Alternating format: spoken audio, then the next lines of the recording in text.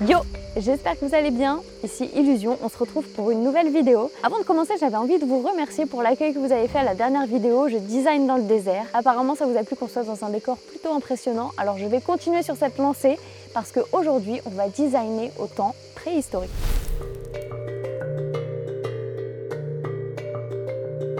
Quand on s'intéresse à l'histoire de nos civilisations, on se rend compte que les hommes ont toujours utilisé l'art et le graphisme pour s'exprimer. Quand tu es graphiste pour le cinéma, l'un de tes objectifs, c'est de créer des objets qui soient le plus fidèles possible et ressemblant au réel. Des fois, il faut même expérimenter des techniques, tester des objets et des matériaux pour être le plus fidèle possible. Alors dans cette nouvelle série de vidéos, je me suis dit que ce serait intéressant de comprendre comment l'humanité a fait pour designer à travers ces différentes époques. En histoire de l'art, on appelle l'art préhistorique l'art pariétal ou rupestre. Leur différence, c'est que l'art pariétal, il est souvent localisé dans la profondeur des grottes, hors de portée de la lumière du jour. Alors que l'art rupestre, au contraire, il se manifeste plutôt dans les abris sous roches peu profonds, à la lumière du jour. Que ce soit gravé, peint, sculpté, le sujet phare, c'est les animaux. Ils se servent des formes et des cavités des parois pour les représenter. Certains disent que ces dessins sont des témoins de chasse, d'autres d'une manière de raconter des histoires ou de marquer leur territoire. Je ne sais pas si vous vous rendez compte, mais il y a bien 40 000 ans, ces hommes et femmes préhistoriques pratiquaient sans le savoir un langage universel à travers leurs dessins. On est d'accord, c'est plutôt joli derrière moi, et si vous vous demandez pourquoi on est là, c'est vraiment pas par hasard, parce qu'aujourd'hui on se trouve dans l'un des berceaux de l'art pariétal en France, l'Ardèche. C'est ici qu'il y a plus de 30 000 ans, les premiers hommes ont laissé une trace de leur passage. Grâce aux fouilles archéologiques qui se succèdent depuis maintenant 200 ans, on a découvert de magnifiques grottes ornées en France. Et l'une des plus connues, c'est celle de Chauvet-Pont d'Arc, qui est réputée pour sa conservation, sa richesse et son ancienneté. La grotte donne à voir des milliers de représentations pariétales dans une cavité de 8500 m². Et les techniques et outils employés sont aussi divers que les symboles qui sont représentés dans la grotte. J'ai vu qu'on pouvait faire une visite sur le site de la grotte Chauvet. Bien sûr, ce sera une visite virtuelle parce qu'aujourd'hui, la grotte n'est pas accessible au public. Elle a été découverte en 1994 et depuis ce jour, c'est vraiment que les spéléologues, les chercheurs qui travaillent à l'intérieur pour essayer de découvrir des nouvelles choses. Là, on arrive dans la salle Brunel et déjà, on voit une première sorte de fresque, si on peut appeler ça comme ça. Ce qui est impressionnant, c'est le fait que ça date de milliers d'années et que ce soit encore là. Où est-ce qu'on va? Changer de salle. Waouh! On dirait une sorte de hyène, mais il ne devait pas y avoir de hyène en Ardèche à cette époque, j'imagine. Par contre, il y avait des panthères apparemment. La présence de la panthère est la principale originalité puisqu'il s'agit de l'unique représentant de son espèce dans la grotte et même dans l'art paléolithique européen à ce jour. Est-ce qu'on est sûr que c'était vraiment une panthère? Est-ce que c'était pas un autre ours qui était mal dessiné? En fait, ce qui est dingue avec l'art pariétal, c'est que on peut que faire des hypothèses sur ce que c'était. Mais en vérité, on pourra jamais vraiment dire ce qu'il voyait. Alors là, le bouquetin, dans quel sens il est? Dites-moi dans les commentaires si vous le voyez. Moi, j'ai un peu du mal là. Il y a un mammouth.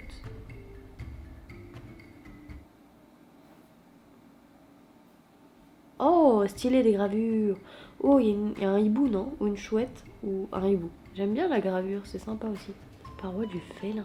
Ah, mais il n'y a pas d'image. Tonneau des vulves. Oh, pas du tout. Bah, merci bien.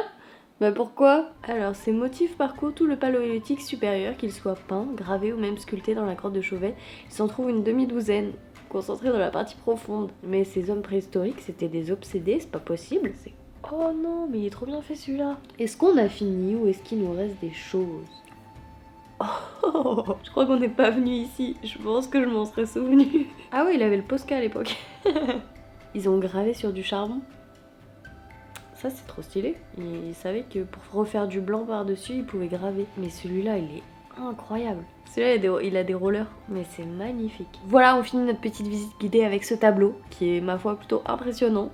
C'est dingue de se dire que nos hommes préhistoriques étaient des artistes. Bref, continuez la vidéo parce qu'il faut que je vous explique encore pas mal de choses. Maintenant qu'on a vu les richesses de cette grotte, on va enfin pouvoir parler de technique. Dans la grotte de Chauvet, par exemple, on utilisait principalement du charbon de bois. Pour obtenir une qualité de charbon exploitable, ils devaient faire brûler du pin sylvestre et grâce à cette combustion, ils obtenaient ce fameux charbon avec lequel ils pouvaient dessiner. En fait, c'est assez simple comme technique. Ils dessinaient tous les contours de leur forme et grâce à l'estompe, ils venaient avec leurs doigts décaler la matière et créer un petit peu comme un relief, une ombre en fait. La technique numéro 2, c'est celle de la gravure grâce au silex. Bon, je vous avoue, c'est pas vraiment un silex que j'ai là, mais on va dire que c'est ça.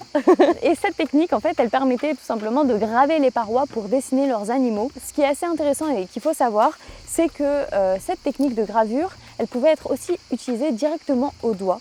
Parce que dans les grottes, il y a des parois en argile qui sont beaucoup plus tendres. Et en fait, rien qu'avec le doigt, tu peux dessiner et graver tout simplement. Et ça tient des milliers et des milliers d'années. On est dans une grotte, il n'y a rien qui bouge de toute façon. Mais ce silex, il servait justement à gratter des parois qui étaient plus dures. La troisième technique, c'est le pigment et c'est l'ocre principalement. Pour ça, il y avait deux techniques. La technique positive, donc la technique positive, ça consistait à mettre un pigment sur la main, à le diluer avec une charge et un liant. Donc une charge, ça pouvait être l'argile qu'ils trouvaient sur place et le liant, ça pouvait être de l'eau par exemple. Ils faisaient leur petite mixture, un petit peu comme de la peinture. Ils l'appliquaient sur leurs mains et une fois apposé sur la paroi, ça dessinait leurs mains, tout simplement comme on a tous fait déjà quand on était enfant. Et l'autre technique, c'était la technique en négatif. Et cette fois, c'était la même chose, sauf qu'ils mélangeaient tout dans leur bouche. Et puis ils posaient leurs mains sur la paroi et puis ils crachaient et ça faisait le contour de leurs mains. C'est un peu plus dégueu. Je vous avoue qu'on ne va pas la tester aujourd'hui, mais ça me permet de faire la transition parce que maintenant, on va pouvoir expérimenter toutes ces techniques. Ce qu'il faut savoir, c'est qu'à l'époque, les surfaces sur lesquelles ils peignaient ou gravaient, elles faisaient totalement partie du dessin en tant que tel. Je m'explique. Par exemple, c'était possible qu'ils préparent la surface sur laquelle ils allaient créer en raclant justement pour lisser un petit peu plus la zone. Ou alors au contraire, ils utilisaient les fissures ou les mouvements de la roche pour pouvoir donner une forme particulière aux animaux qu'ils représentaient. Bien sûr, pour expérimenter ça, on va pas dessiner sur les parois parce que j'ai pas envie de détériorer ce lieu, c'est beaucoup trop beau. Et imaginez si quelqu'un tombe sur les dessins, après ils vont croire qu'il y avait une colonie de petits hommes préhistoriques qui se trouvaient là. Donc on va éviter de colporter des fausses rumeurs. Je vais faire mon test sur un des petits cailloux que j'ai trouvé et à la fin j'irai le nettoyer pour pas laisser de traces de mon passage ici. On va tester la technique numéro 1, le charbon comme je vous disais. Alors pour ça j'ai pris ma petite pierre et je vais faire une partie d'un des animaux qui avait exposé dans la grotte de Chauvet. On va commencer par sa tête. Pour ça je viens faire que les contours en fait. Et on va faire le bas de son visage. Je vais venir appuyer un petit peu plus pour qu'on ait une grosseur un peu plus importante en bas. Avec ça, je vais pouvoir venir faire ses cornes. Oula, attendez, je m'y suis prise un petit peu trop large. Et sa deuxième corne qui remonte vers le haut. Il avait un petit œil et il avait des sortes de petits points sur lui. Ce qu'on peut voir aussi, comme je vous disais tout à l'heure, c'est qu'il y a ce qu'on appelle l'estompe. L'estompe, ça nous permet un petit peu de décaler la matière qui se situe en haut vers le bas pour créer un peu plus de volume. Vous voyez que là, ça lui crée comme une sorte de crinière. Mais ça va nous permettre surtout de créer un petit peu de volume sur son corps. Bon, après, il ne faut pas trop faire parce qu'après, ça efface trop et tout devient un peu plat. Je vais remettre un peu de charbon.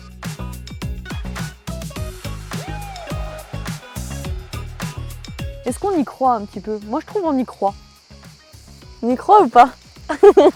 Bon, ça, c'était la première technique. J'ai les mains toutes sales. Je vais mettre ça sur le côté et je vais éviter de me tâcher plus que ça. La deuxième technique, on va la tester sur un galet plus fin. Je vais voir si je peux y arriver parce que c'est la gravure. La gravure, à mon avis, ça va être un petit peu galère. Ça, c'est plus galère pour être précis. Hein. Attendez, il faut que je la tienne sur le côté. Après, l'imprécision et le fait que ce soit pas parfait, c'est aussi ça qui fait que c'est réaliste. J'aime bien parce qu'à chaque fois que je vous fais des vidéos, que ce soit pour le design dans le désert ou pour la carte d'identité ou même pour ça, j'utilise l'excuse du fait que ce soit pas très bien fait parce que c'est pas fait par des graphistes à chaque fois. Et en vrai, c'est un peu pour ça que j'aime ce travail. C'est parce que on te demande pas d'avoir un truc hyper droit, hyper rigoureux. Ce qui est important, c'est les aspérités, c'est les défauts. Et moi, c'est ça qui me plaît. Donc, si ça peut être une excuse, je veux bien l'utiliser. Bon, ça rend ça. C'est beaucoup plus compliqué. On va pas se mentir, c'est hyper dur d'être précis. Là où ici, tu peux avoir plus de précision. Là où ici, tu peux avoir plus de précision et avoir du détail et tout. Là, tu es vraiment dans les formes primaires et principales.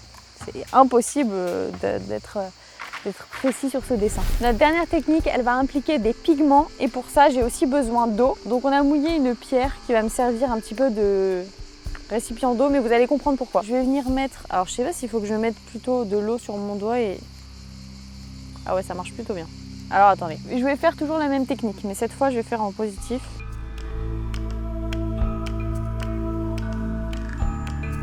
Alors ça c'est la technique la plus galère des trois. Et je pense qu'ils préparaient, c'était pas fait comme ça, ils devaient préparer leur texture à l'avance et ensuite l'appliquer sur la paroi parce que là, faire le mélange après c'est plus compliqué. En tout cas dès que j'applique de l'eau sur la pierre, ça tient beaucoup mieux après.